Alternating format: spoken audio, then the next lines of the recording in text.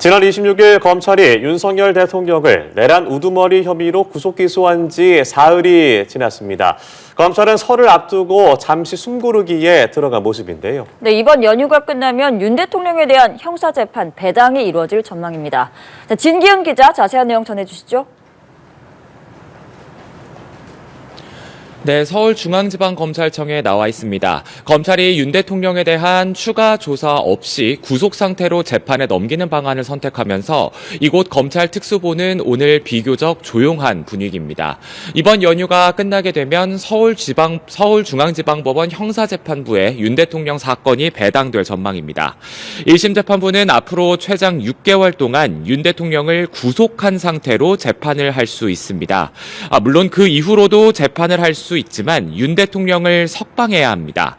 구속 피고인은 통상 구속 상태에서 선고하는 게 보통이고 윤 대통령을 석방할 경우 생길 파급 효과까지 고려하면 1심 재판부가 6개월 내 재판을 마무리할 가능성이 큽니다.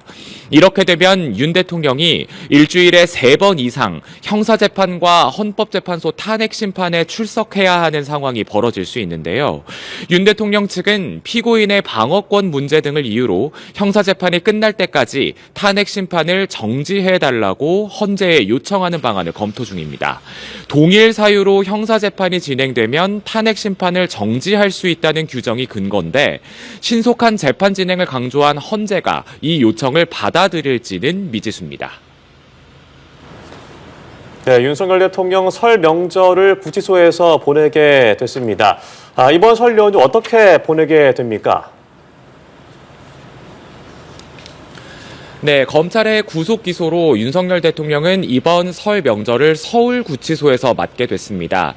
신분이 피의자에서 피고인으로 바뀌긴 했지만 여전히 미결 수용자 신분이어서 현재 있는 독방에 머물게 되고 또 처우도 이전과 달라지지 않을 전망입니다. 법무부 교정본부는 이번 설 연휴에 별도의 특선 영화를 방영하지 않고 주말과 공휴일처럼 재소자들에게 TV 시청만 허용한다는 방침인 걸로 알려졌는데요.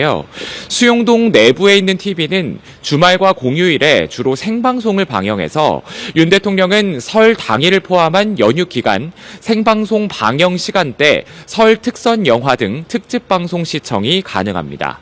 올해는 설이나 추석을 맞아 제공되던 교정당국의 특식이 별도로 없어서 윤 대통령은 평소 구치소 식단으로 식사를 할 걸로 보입니다. 현재 윤 대통령의 접견 금지와 서신 수발신 금지 조치가 해제된 상태라서 변호인 외 가족 접견과 서신을 주고받을 수 있는데요. 다만 연휴 등 공휴일에는 재소자 접견이 제한돼서 윤 대통령의 가족 면담 가능성이 그리 높지는 않을 것으로 보입니다. 지금까지 서울중앙지검에서 연합뉴스TV 진기훈입니다.